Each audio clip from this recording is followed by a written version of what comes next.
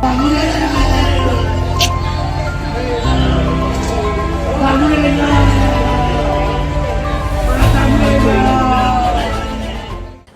సిరిసిల్ల జిల్లాలో జరిగినటువంటి అత్యంత దారుణమైన సంఘటన.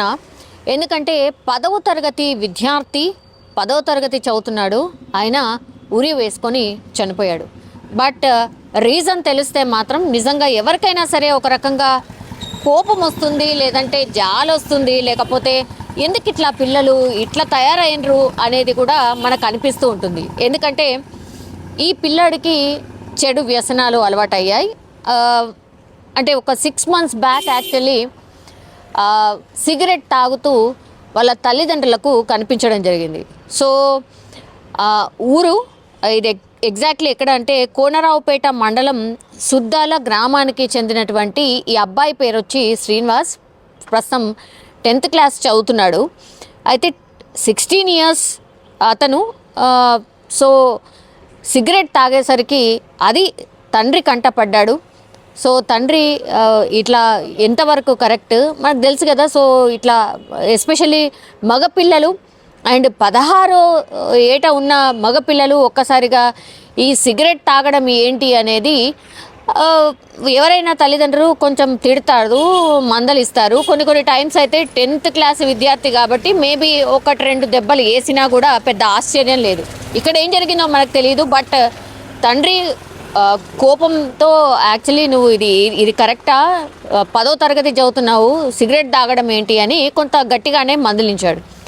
సో ఏం చేశాడు, 6 months బ్యాక్ జరిగినటువంటి ఇన్సిడెంట్ ఇది. అప్పుడు పురుగుల మందు ఉంటుంది కదా, ఆ పురుగుల మందు తాగేశాడు. పురుగుల మందు తాగిన తర్వాత హాస్పిటలైజ్ అవ్వడం, ఆ తర్వాత హాస్పిటల్లో ఆయనకు ట్రీట్మెంట్ చేయడం, కొంత బెటర్ అయ్యి ఇప్పుడు బాగానే ఉన్నాడు అనుకున్న టైంలో, కానీ 6 నెలల నుంచి కూడా తండ్రి మందలించిన తర్వాత అసలు ఇంట్లో ఎవరితోని కూడా మాట్లాడడం మానేసాట. సో కోపంతో, అంటే చేస్తుంది తప్పు అని చెప్తే కూడా ఇప్పుడు తల్లిదండ్రులది తప్పు అయిపోయిన సిచ్యువేషన్ ఉంది. 16 సంవత్సరాలు నీకేం తెలియదురా, ఇప్పుడే చెడు అలవాట్లకు వ్యసనం అయిపోవడం ఇది ఎంతవరకు కరెక్ట్, ఇది చెడ్డ అలవాట్లు, అసలు తాగనే తాగద్దు, సిగరెట్ ఎంత డేంజరస్ అని తండ్రి చెప్పే ప్రయత్నం చేయడంతో అప్పుడు 6 నెలల క్రితం ఈ ఇన్సిడెంట్ జరిగితే అప్పుడు పురుగుల మందు తాగాడు. తర్వాత హాస్పిటలైజ్ అయ్యి ట్రీట్మెంట్ అయ్యి ఆయన ఆ కోపాన్ని అలాగే కంటిన్యూ పెట్టుకొని మనసులో అదే బాధని కంటిన్యూ చేస్తూ అప్పటి నుంచి కూడా తల్లిదండ్రులు వారి ఇంట్లో ఉన్న వాళ్ళు ఎవరితోని కూడా మాట్లాడకుండా చాలా లోన్లీగా ఉంటూ, సరే ఇంకా కొంచెం బెటర్ అవుతాడులే, రాను ఆ కోపం తగ్గుతుందిలే అని ఎవరైనా సరే తల్లిదండ్రులు ఆశిస్తూ ఉంటారు. బికాజ్ సిగరెటే కాదు, ఈ తాగడం కావచ్చు, ఇదంతా కూడా మరీ టీనేజ్ 16 సంవత్సరాలకే ఇట్లాంటివి చేస్తే ఎవరైనా సరే తల్లిదండ్రులు మందలిస్తారు. సో అదే ఆ తండ్రి కూడా చేశాడు. కానీ ఇప్పుడు అదే తప్పైంది. ఇప్పుడు ఆ తల్లిదండ్రులు చేసిన తప్పైంది మందలించడం. అంటే సిగరెట్ తాగినా ఏమనొద్దు, ఒకవేళ మందు తాగినా ఏమనొద్దు, ఇంకా ఏదైనా చెడు వ్యసనాలు అలవాటు చేసుకొని కంట పడినా కూడా ఏమనొద్దు. ఈ ఇన్సిడెంట్ చూస్తే అదే అనిపిస్తుంది. తీరా ఏమైంది, 6 నెలల తర్వాత కొంత బాగుపడ్డాడు, ఓకే కోపం తగ్గిన తర్వాత మాట్లాడతాడులే అని అనుకుంటే తీరా చూస్తే నిన్న శుక్రవారం రాత్రి ఇంట్లో ఎవరు లేని టైంలో ఉరి వేసుకొని ఆత్మహత్య చేసుకున్నాడు. ఇప్పుడు తల్లిదండ్రుల పరిస్థితి ఏంటి, ఏమైపోవాలి? ఆ తల్లిదండ్రులు ఏడుస్తున్న విధానం చూసిన తర్వాత నిజంగా పిల్లలు అసలు ఎట్లా ఆలోచిస్తున్నారు, మినిమం కూడా తల్లిదండ్రులు ఆ అటాచ్మెంట్ అసలు ఉండట్లేదా? ఈ చెడు వ్యసనాలకు బానిసవడమే కాకుండా ఇప్పుడు తల్లిదండ్రులకు కూడా ఒక శోకం మిగిలించిపోయిన పరిస్థితి కనిపిస్తోంది.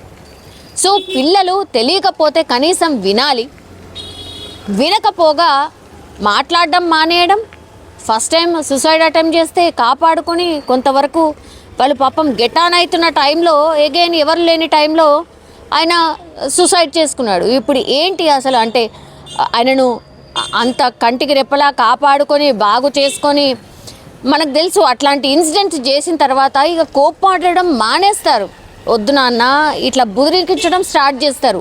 అదే చేశారు వాళ్ళ తల్లిదండ్రులు కూడా. అయినా కూడా ఎవరు లేని టైంలో చూసి ఇప్పుడు ఉరి వేసుకొని చనిపోయినటువంటి సిచ్యువేషన్ ఉంది. ఈ ఇన్సిడెంట్ చూసిన తర్వాత అసలు పిల్లల ఆలోచన విధానం ఎంత భయంకరంగా ఉంటుంది. కనీసం వాళ్ళ అమ్మా నాన్న గురించి కావచ్చు, ఎవరి గురించి ఆలోచించట్లేదా? మరి మా తండ్రి ఎందుకు చెప్పాడు ఏంటి అనేది కూడా కనీస అవగాహన ఉండట్లేదా? ఆ ప్రాపర్ కౌన్సిలింగ్ జరగట్లేదా? కోపం ఎవరి కోసం? ఇప్పుడు లాస్ట్కి వస్తే బాధ ఎవరికి? తల్లిదండ్రులకే. ఈ ఇన్సిడెంట్ చూసిన తర్వాత అందుకే నేను ముందుగా చెప్పాను కదా, ఈ బాధపడాలో లేకపోతే జాలి పడాలో ఏమీ అర్థం కాని పరిస్థితి. ఇప్పుడు తల్లిదండ్రులు మాత్రం టోటల్లీ ఆ అబ్బాయిని గుర్తు చేసుకుంటూ, అంటే మేము చేసిన తప్పేంటి అనుకుంటూ బతకాల్సిందే జీవితం అంతా కూడా.